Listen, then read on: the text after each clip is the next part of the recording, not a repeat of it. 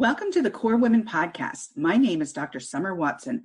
I'm a doctor of psychology, podcaster, published author, coach, producer of documentary empowerment films, and empowerment seminars. This podcast is a special place for the hearts and souls of women. It is a place where women share their journeys, strength, resiliency, strategy, and passions. Today on the show, I'd like to welcome J'Anmetra Waddell. She is the only Live Past Crazy specialist. She strategically works with women to rise, mastering their source of power as a mindset mediator. J'Anmetra is an Amazon International best-selling author of Fearless Woman, Born to Give Thanks and Transition to Freedom, as well as 4 other incredible books. She has received Author of the Year award for 2 consecutive years and has had the opportunity to share the screen with the late actor Tommy Ford in the movie The Last Time. She is the founder of Be Fearless Inc., Waddell Consulting Services, and Bear Your Hair. She has an MBA in healthcare management and is currently finishing her PhD. She is a strong advocate for victims and survivors of domestic violence. At 40, she instantly understood that she had to start being who she was born to be: a leader, a teacher, trainer, thought creator, and a rebel. We have so much to talk about, J'Anmetra. Welcome. Thank you. You make me sound really good. You are really good. You're awesome. I like that. Well, let's jump right into this, J'Anmetra. Let's talk about your personal background. Let's talk about you. Yes. So people often would say, where did you get the Only Live Past Crazy specialist from? And I will always say, because I know crazy. So I am a survivor of domestic violence. And so my background, so I think I have a life, that's my marker, before and after. So before that, went to college, did all the things. And then I got married to a gentleman who, if you could create, you know how you read the romance novels? And you have all the great, and he read her poetry and he lit candles. He did all of those things. So I married him. I was 25 and he was 51. Got married.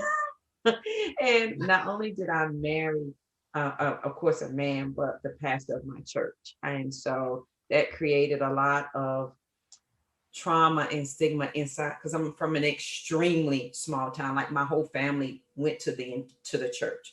And so when they found out we were married, everybody stopped coming to the church.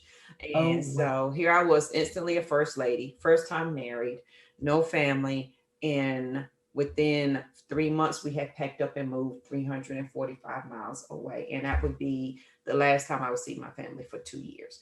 And so I would say my journey to live past crazy started 17 years ago on July 26th. And I just use that story to tell people, you can live past crazy. Your story doesn't have to be my story, but I understand the journey that you go on, like the mindset from the depression to suicide to survivor to who am I to even think I can do this kind of thing? And, what does that journey look like? Well, I appreciate that personal journey and you talking about that and touching on so many things in just moments.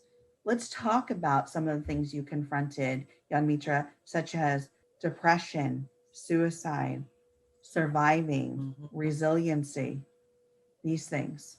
So the depression, of course, when you're being abused, depression just comes along. That's part of the picture, the depression. And for me, it came with depression. Then I had a baby. So it was postpartum depression. And she was a whole 2.5 months early. So she spent her first 31 days in the hospital. So that meant I didn't even see her when I had her because I was so sick. Couldn't see or hear out of my left side. They was afraid I was going to die. And they had to make a decision like, who do you want to live, your wife or your child at that moment? And so I didn't see her for maybe a good week after I had her. And I was finally able for them to wheel me in there to see her. And so now I left my abuser, but then I had postpartum depression because I didn't have that motherly connection that you have, with your child. And then the depression of my abuser saying, I don't want you to take care of our child because I'm going to kill you but before I kill you, you're going to train the new wife to come in to take your place. So I wasn't allowed to change her diaper, feed her. I could do it in his presence, but I wasn't allowed to do anything with her outside of his presence. And so the postpartum and depression were, I would tell everybody, it's a dark place to be. There were times when I would not even go in the bathroom and turn the light on, because if I turned on the light, I would hear, "You're fat, you're ugly, you're stupid, you're nobody, you're never going to be anybody. Your mother does." And I would just hear those things when I looked in the mirror. So I wouldn't even turn on the light. I wouldn't even look in the mirror. And it took a lot of determination, self-help. And at the time, you don't know what you're doing because you're figuring it out. And I was like, you can't be my abuser. I can't have left you and you still have control over my mind. And at some point I got mad and I was like, well, screw you. You can't have it all. And that's when I started to work on my mindset and, work through all of those things to get to the other side. And I just kept telling myself, yes, this is bad right now, but this is not our end all. This is not, you just got to work through this. It's going to be okay. Tomorrow is another day. Well, that is incredible, because you mentioned almost like a cycle of loss. Yes. Where you've lost yourself, but how do you come back to it? Yes. How do you come back to yourself? And you listened to that inner voice, that intuition. Yeah. You listened and you knew that there was still a glow, still a glimmer of glow inside you. And that you had purpose, that you had value, that you had passion, that you had a focus. And that was you. Yeah. Coming back to you. And I think a lot of women have a hard time getting or even allowing that voice to say something. Good point. Yeah. Really valid point, because I was going to say a lot of times they don't even recognize what's happening. And it's amazing that you did.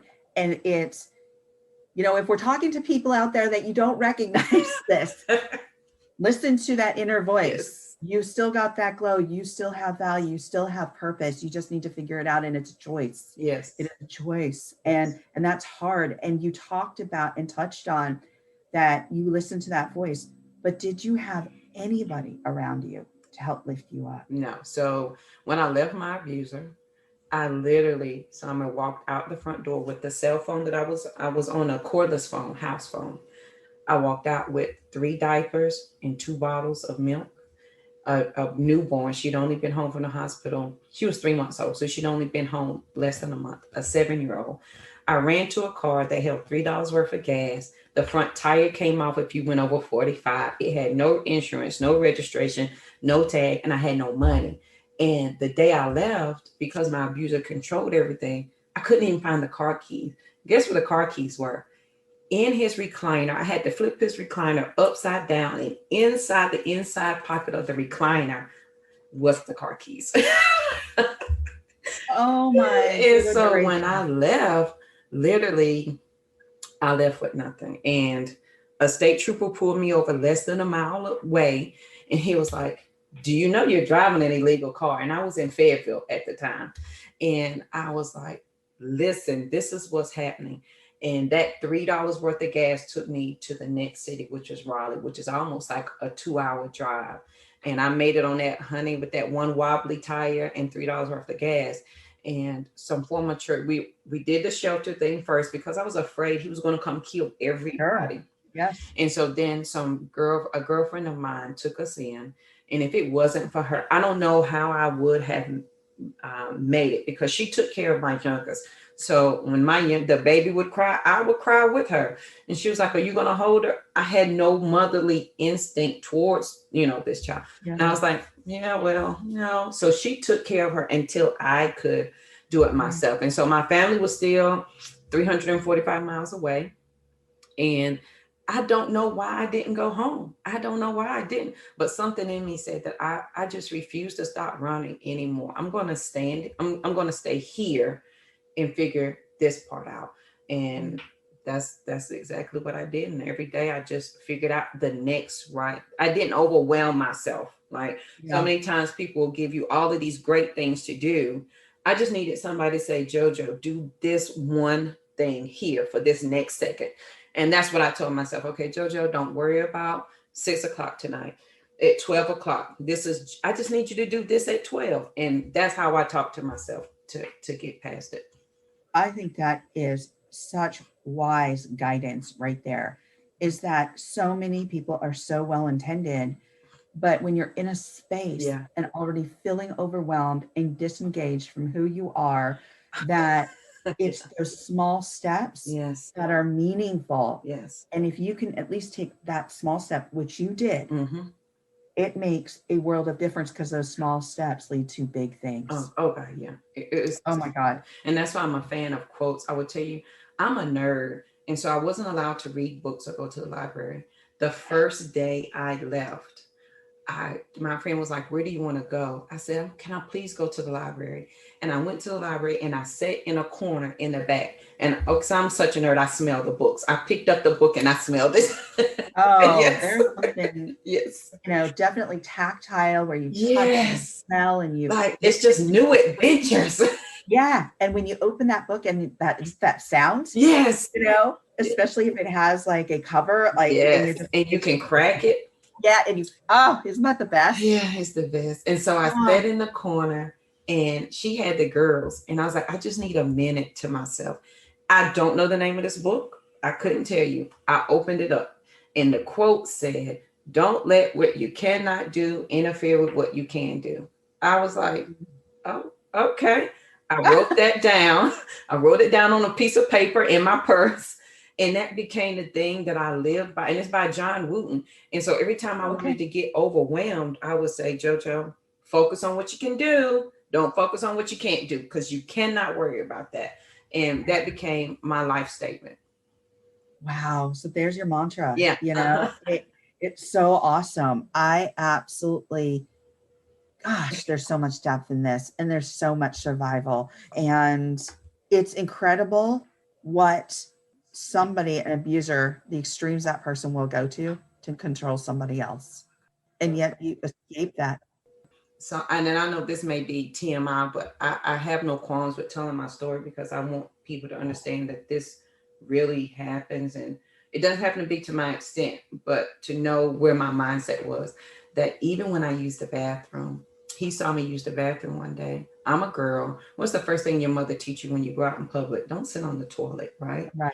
Yeah. And so one day I'm sitting on the toilet, but I put my hand under my leg because I don't like a cold toilet. Yeah, right. And he's like, what are you doing? I was like, using the bathroom.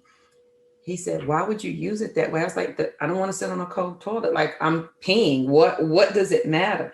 Yeah. And he said, I never want to see you use the bathroom like that again. And from that day on, I had to leave the door open so he could watch me use the bathroom to make sure I was using it the way he wanted me to use it. So, and then those things, I don't want people to think, oh, well, you can get over it. There's small things like that trigger you. And so when I would wake up in the middle of the night to pee, I wouldn't flush the toilet, so I wouldn't wake him up. And I tell you, this is a process. It wasn't to 2 years ago that I started flushing the toilet at night. Like, even I've been gone 17 years, and it was such ingrained in me not to flush the toilet at night. I didn't even know it until one day I was like, why am I not flushing the toilet? And it was something that was just so ingrained in me. Now, if I wake up in the middle of the night, I make all the noise in the world. You're like an Elvin in a China shop, right? Yes. Yeah. I'm going to click on lights. I don't care if it's 3. That's right. You're going to hear me roar. Yes. I'm making all the noise. That's right. Wow. And that is significant. Those ingrained messages that control and that mapping that was created in your brain. Yes. That you went to that up until even 2 years ago. Yes. Yeah. Wow. So let me ask you, what would you, with all this knowledge, all this wisdom, what would you say to somebody today who might be in that situation?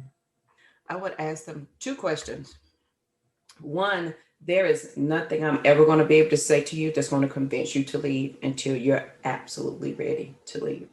And number 2, my counselor said something to me that hurt my feelings so bad, but I thank her every day. I called her after I left my abuser. And I said, this is what he's been doing to me. And she said, Miss Waddell, do you want to live or die? I said, what do you mean? She was like, do you want to live or die? I was like, I'm calling to tell you this big problem. She was like, but it's very simple. Do you want to live or die? Now, when you figure that part out, then we can do the next step, because there's nothing I can do for you if you don't know if you want to live or die. And so I think for anyone that's in that situation, you have to decide for yourself that this is what you want. And it's that, let me tell you how you know you have that free space to think that you want out. It's those moments that you have by yourself that you know that you're not making this up and that this is really crazy and that you don't deserve this. For me, it was the shower. I didn't take a shower for the 2 years we were married. I'm not even ashamed to say it. The shower was my safe place. And I get in that shower and I would just repeat, I know I'm not crazy. I know I'm not crazy. And it's right there in that free space of your brain that you're telling yourself, JoJo, you are not crazy. This is not real. You have to acknowledge that. You have to know that you want to be able to, if you want to live or die. And then you have to know that even if it's just a millisecond that you think that, you deserve that millisecond and you better take it. Oh, thank you for that. Thank you for that guidance, and offering that today, because there may be somebody who's listening right now who just needs to hear this. Yeah. And it is so important. And remember, reach out to folks. If you need help, reach out. It's so critical. There is support out there for you. There are people that do want to help. Now, here's the big kick. You have a power. It's called choice. Yes. It is a superpower. Yes. And we give it away every day so easily. Mm-hmm. And we forget it is our superpower.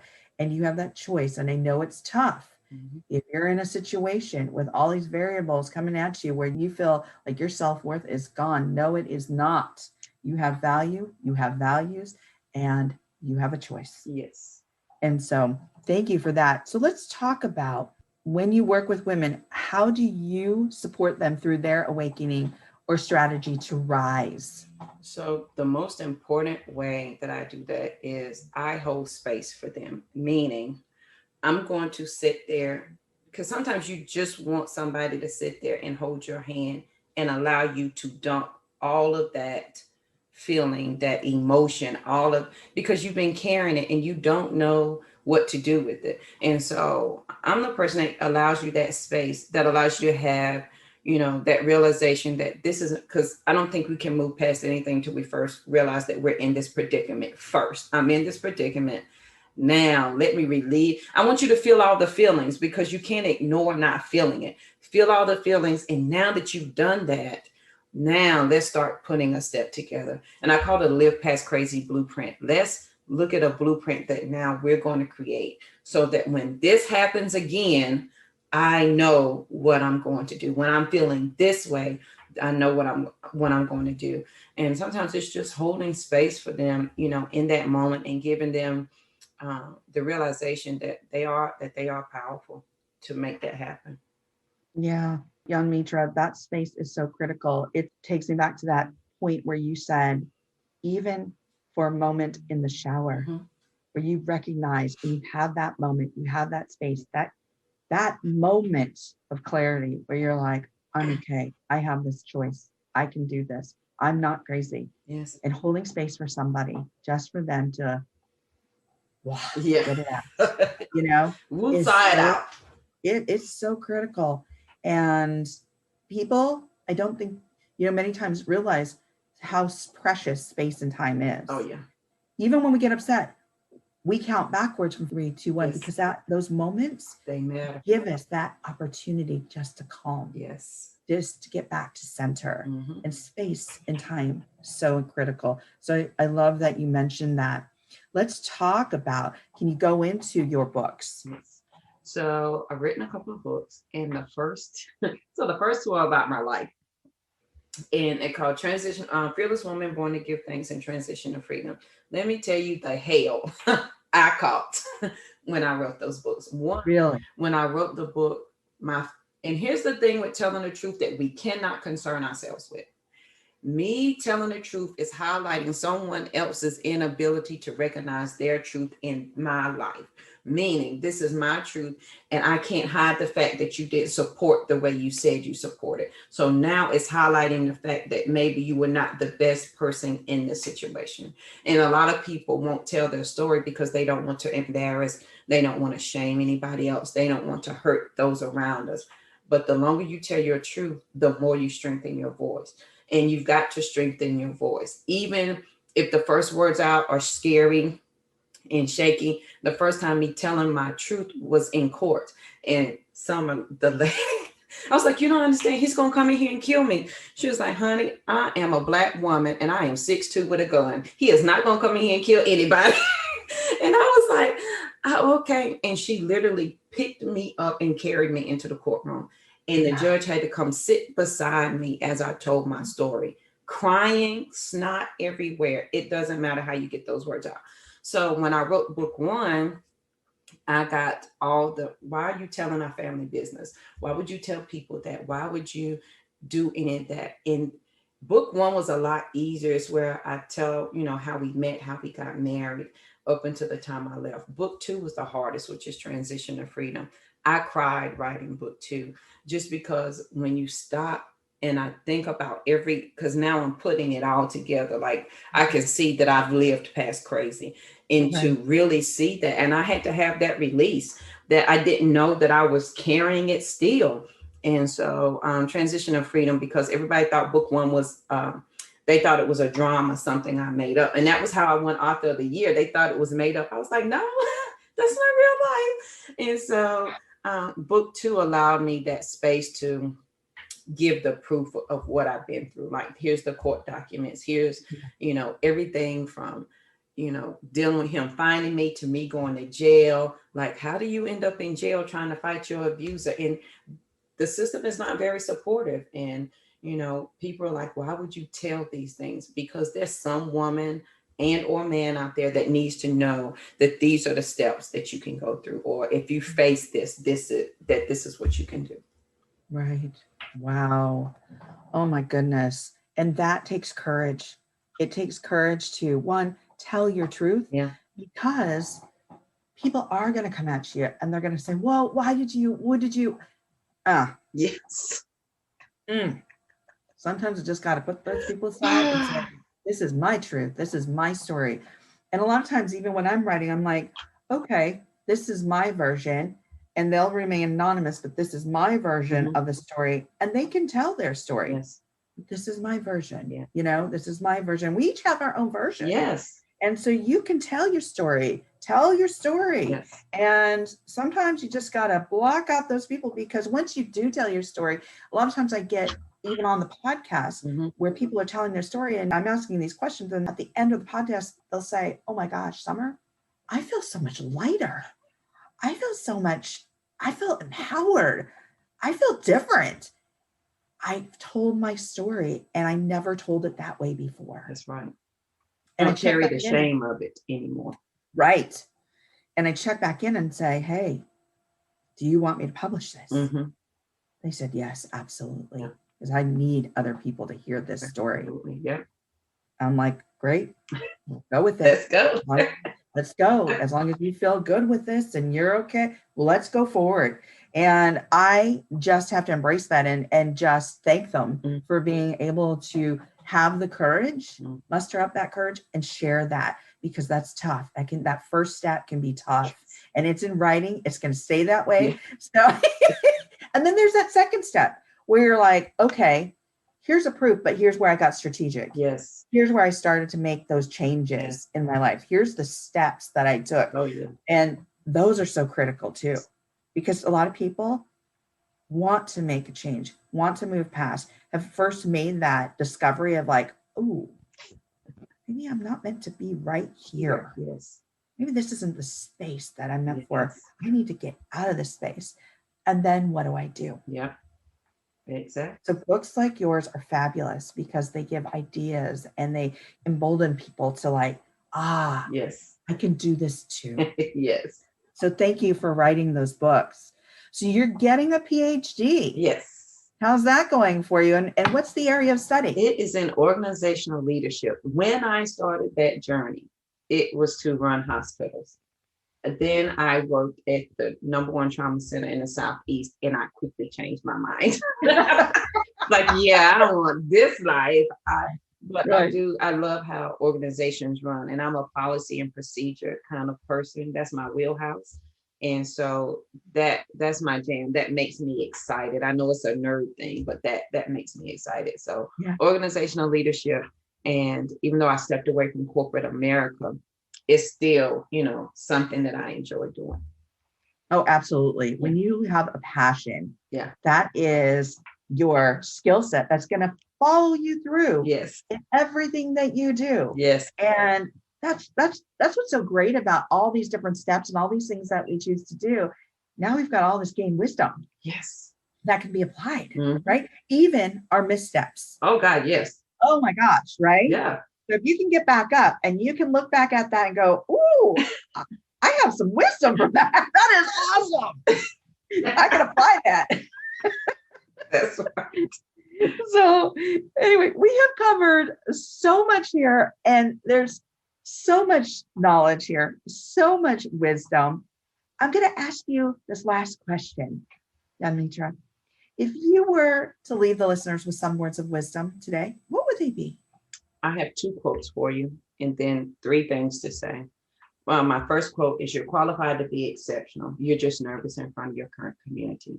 That means it doesn't matter if nobody around you believes you. You are still qualified to be exceptional in what area of life that you want to be, period. There's nothing to discuss after that. And the second quote is, never close your mind to an idea simply because it's miraculous. Meaning you got that brilliant idea that could change your life on purpose because it came to you. And if it's a miraculous idea, it is yours and you need to implement that. And so you do that 3 ways. You upgrade your perspective and your perception of yourself and the environment. The most important one is you trust yourself with your own power. Honey, you are so powerful. You're so powerful. You convince yourself that you are powerless every day. Every day you do that. You use your power in the opposite direction. Just imagine if you moved it over, and then dare to explore more of yourself and the world around you. And if you can, follow those 3 things, if you start right now, shoot, by in the morning, you're going to be a totally different person that you didn't even think about. Oh, such great guidance. Thank you, J'Anmetra, for being on the Core Women podcast today. I'm a talker, so I enjoyed being here. And this is for anyone. And to think, I was also in corporate America when I was being abused. I was the first lady of the church, and I was in corporate America. So living that life and covering up the abuse and the makeup. And so I think I can speak from every aspect of it. So if you're out there listening, you can live past crazy. Absolutely. If you would like to learn more about J'Anmetra Waddell, you can find her at www.livepastcrazy.com. If you need a strategic empowerment coach, contact me. If you want to tell your story of empowerment or how you have reconstructed your life to drive change, send me a video or an email of your story, providing permission to use it on my social media platforms. If you want to be featured on my podcast, reach out to me at info@corewomen.com. I want to hear from you and to get to know you. You are now part of the Core Women home. Let's get to know each other. Let's learn from one another. Please follow Core Women on Facebook, Instagram, and Twitter. Please let your women friends know about this podcast. If you write about Core Women in your social media posts, please hashtag Core Women. This is all about women. Thank you for taking the time to learn more about Core Women, and please stay tuned for continued growth of the Core Women movement. Let's grow and drive change together.